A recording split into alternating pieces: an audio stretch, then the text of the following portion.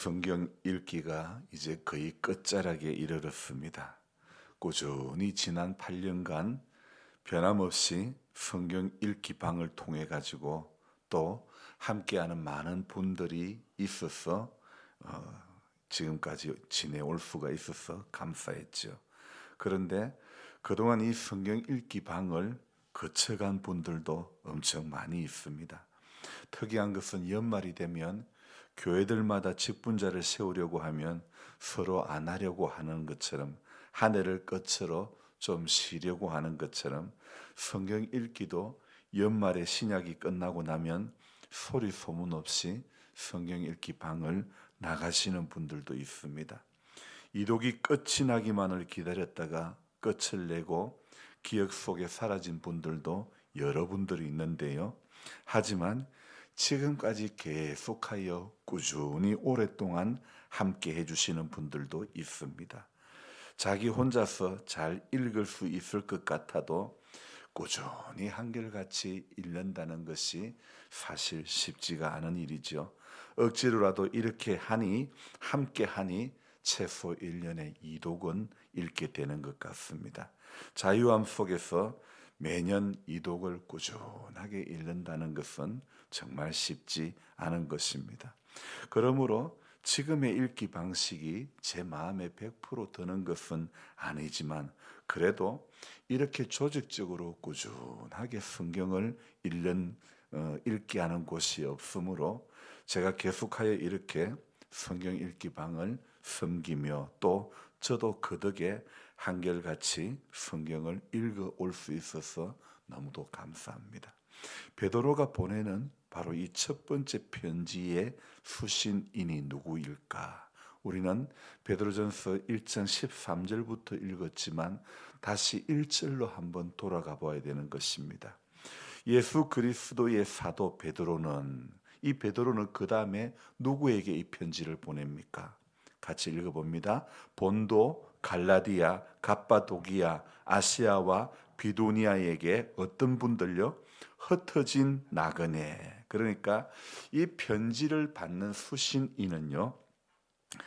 로마로부터 핍박을 받고 있는 이방인 그리스도인, 이런 흩어져 있는 이방 어, 그 그리스도인들이 바로 베드로 전서를 받는 편지를 받는 사람에 해당되는 거죠. 원래 로마라는 나라가 처음부터 기독교를 핍박하고 박해했던 그런 나라는 아니었습니다. 종교에 대해서 아주 관대한 정책을 펼쳤던 그런 나라였지만 우리나라도 대통령이 바뀜에 따라 정책이 바뀌어지는 것처럼 로마의 네로 황제가 정권을 잡아 통치할 때 기독교에 대해서 아주 조직적인 박해가 시작이 되었고 이 박해는 313년 밀라노 칙령에 의해서 박해가 중지될 때까지 계속 박해를 받았다는 그런 상황이죠. 그래서 당시의 박해는요, 단순한 핍박을 넘어서 예수 믿고 신앙생활하는 것밖에 없는데 생명의 위협까지 당하는 정말 엄청난 그런 박해를 받았는데 왜 예수 믿고 예수를 그리스도로 고백하고 신앙생활하는 것밖에 없는데 이렇게 엄청난 핍박을 받아야 한 것일까요? 핍박이 좀 수그러들 때까지 예수 안 믿는 척을 해야 되는 것일까요? 이러한 상황에서 신앙인은 어떻게 해야 하는 것일까요? 로마로부터 받는 핍박과 고난이 심할지라도 설령 목숨이 위태롭다 할지라도 마음을 단단히 먹고 정신을 차리자고 그래서 오늘 13절의 말씀을 하시는 겁니다. 그러므로 너희 마음의 허리를 동이고 근신하여 예수 그리스도께서 나타나실 때에 너희에게 가져다 주실 은혜를 온전히 바랄지어다. 오늘 이 13절에 마음의 허리를 동이고 근신하고 예수 그리스도께서 나타나실 때에 다르게 말씀드리면 재림하실 때에 너희에게 주실 그 은혜를 온전히 사모하라고 말씀을 하고 있죠. 여러분 생명의 위협까지도 받고 있는 그런 핍박 가운데서 그런 심한 핍박 가운데서도 흩어진 나그네 성도들이 어떻게 행동해야 하는지 베드로의 다음 말에 우리는 또 주목해야 하는 것입니다. 14절 너희가 순종하는 자식처럼 전에 알지 못할 때에 따르던 그 너희 사욕을 본받지 말고 15절에 오직 너희를 부르신 거룩한 이처럼 너희도 모든 행실에 거룩한 자가 되라. 아멘. 알지 못했던 시절의 그때의 욕심으로 돌아가지 말고 우리를 부르신 그분이 거룩한 것처럼 너희도 모든 행실에 거룩한 자가 되라. 그렇게 말씀하고 있죠. 거룩하신 하나님을 내가 아버지라고 부른다면 거룩할 수 없는 내가 거룩하신 하나님의 자녀가 되었다면 우리는 그것에 걸맞는 삶을 살아가야 하는 것이 맞지요. 지금의 전국이 아주 혼란스러운 상태인데 역대 대통령을 지내신 분들도 돌아보면 자기가 잘못해서 문제도 있지만 아들들이 자녀들 때문에 이 대통령이 욕먹은 대통령이 얼마나 많습니까? 지금의 대통령은 자녀가 없으니 또 부인 때문에 욕먹고 지금의 종교계는 또 어떻습니까? 종교가 종교의 역할을 잘 감당하고 있습니까? 욕 안 들어 먹을 만큼 종교계가 투명하고 깨끗하고 거룩하기만 합니까? 중세 시대에 타락했던 교회와 하나도 다를 바 없는 더 악하면 더 악했지 나은 바가 하나도 없습니다. 여러분 기독교는 세상을 바꾸던 종교였습니다. 그런데 지금의 기독교는 세상으로부터 얼마나 많은 지탄을 받고 있습니까? 그 이유는 세상 사람들보다 더 높은 잣대의 삶을 살아야 할 그리스도인들이 세상보다 더 패역한 삶을 살고 세상보다 더 깐깐하고 세상보다 더 쪼잔하고 세상보다 말은 얼마나 더 많은지 오죽했으면 일을 하시는 분들이 절에 일을 해주면 해줬지 교회 일은 하기 싫다 이런 이야기까지 나오고 많은 것일까요? 우리 기독교인들의 잘못된 행동과 삶에 드러난 거룩하지 못한 모습, 열매 없는 모습 때문에 유혹과 제약에 너무도 쉽게 물들어 넘어가기 때문에 우리로서는 절대로 거룩해질 수가 없는 것이죠. 그럼에도 오늘 말씀은 16절 끝에 무엇이라고 말하고 있습니까? 기록되었으되 내가 거룩하니 너희도 거룩할지어다 하셨느니라. 우리는 스스로 생각해 볼 때, 우리 자신, 나라는 존재를 살펴볼 때, 나는 절대로 거룩해질 수 없는 비천한 존재이지만, 거룩하신 아버지께서 험많고 무지하고 고집센 우리로 하여금 거룩한 삶을 살아가도록 내가 붙들어 줄 터이니 그 하나님만 믿고 따르라고 하시는 그런 놀라운 말씀이죠. 여러분 출애굽한 광야 1세대 사람들을 이 아침에 한번 생각해 봅시다. 약속의 땅을 향해서 가는 그들이 광야에서 한 것이 무엇입니까? 틈만 나면 하나님 말씀을 거역합니다. 어디 거역하는 것뿐입니까? 원망하는 것입니다. 애굽에 장지가 없어가지고 우리를 여기까지 불러서 죽게 했느냐? 죽게 하느냐? 애굽에서 고깃국 먹던 그때가 그립습니다. 젖과 꿀이 흐르는 땅, 하나님의 약속의 땅을 향해서 가는 여정에서도 그들이 하는 모습은 바로 이런 모습이었죠. 그 결과 요사와 갈렙 그리고 광야 2세대 사람들만 약속의 땅에 들어가게 된 것이죠. 수도 없이 말씀을 받았음에도 불구하고 10가지 재앙을 경험하였음에도 완악했던 바로보다 더 완악한 것이 바로 이스라엘 백성들의 모습이 아니었습니까?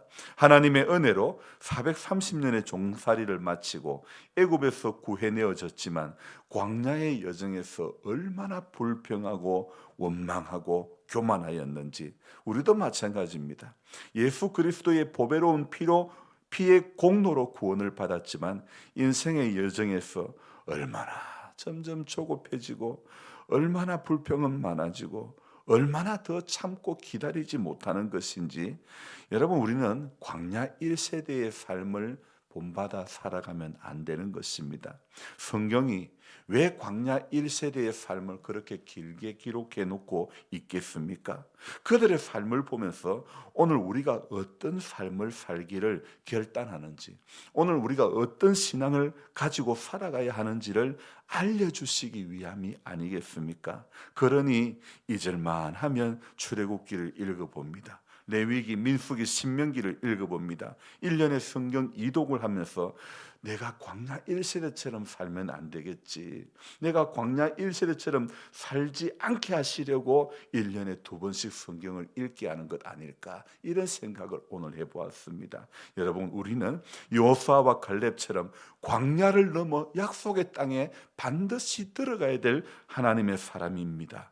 그러므로 오늘도 거룩하지 못한 우리들이지만 거룩하신 그분이 오늘도 저와 여러분과 함께 해 주심을 믿으며 모든 행실에 거룩한 자가 되기를 우리가 소망하며 기도하며 이 하루를 출발해야 될 줄로 믿습니다. 우리에게는 없지만은 하나님에게는 모든 길이 있고 답이 있고 하나님께만 우리 유일한 인생이 나아갈 그런 길과 진리가 있는 줄로 믿습니다. 그래서 우리는 할 수 없지만 우리 안에 행하시는 그분이 오늘도 일하심을 믿고, 오늘 이 말씀처럼 오직 너희를 부르신 거룩한 이처럼 너희도 모든 행실에 거룩한 자라 되라.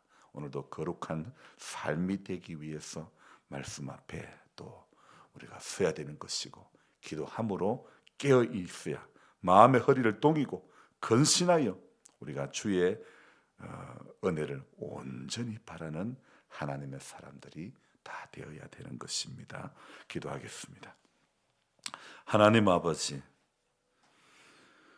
어지러운 전국 가운데서 믿음의 사람들이 깨어 기도하기를 원합니다. 나라가 시끄럽다고, 정치를 못한다고, 누구 탓이라고 원망하기 이전에 보수, 진보, 정치적인 성향을 나누기 이전에 우리 기독교인들은 무엇보다 기도하는, 정말 이 나라와 민족을 위해서 깨어 기도하는 그런 성도가 되어져야 될 줄로 믿습니다. 오늘 하나님의 말씀에 그러므로 너희 마음의 허리를 동이고 근신하여 예수 그리스도께서 나타나실 때에 너희에게 가져다 주실 은혜를 온전히 바라라고 말씀하고 있습니다. 우리가 사는 세상은 공평하지 못합니다.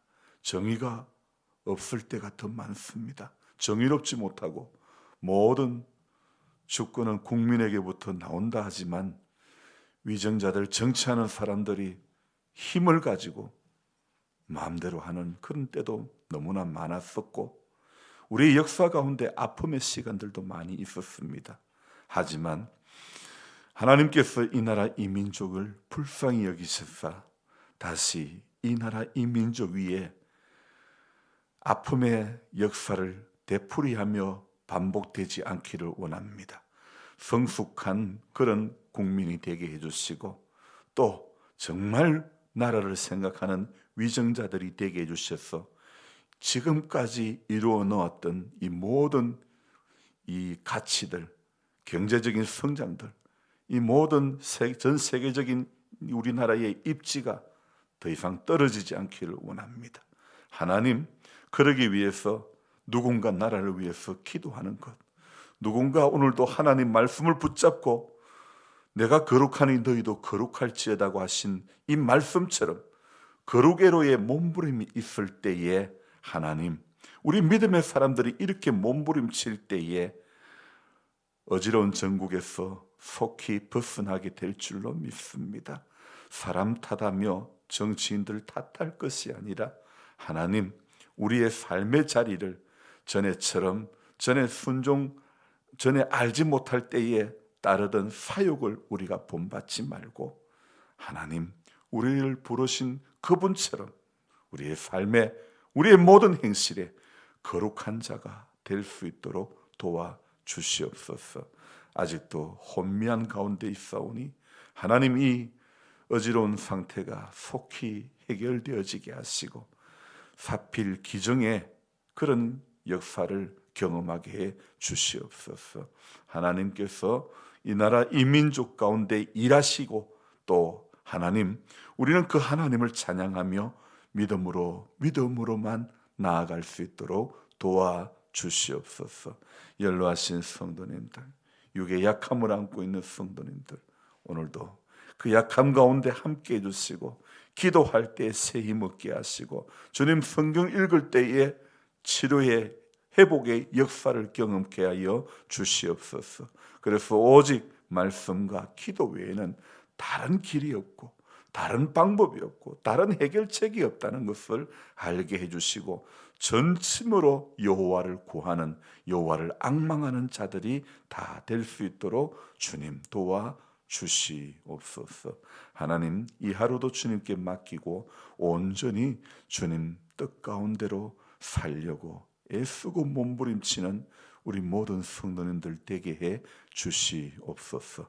또한 방송으로 이 새벽에도 동참하는 모든 분들에게 이 하루도 주의 평강이 넘쳐나는 은혜가 있게 하여 주옵소서.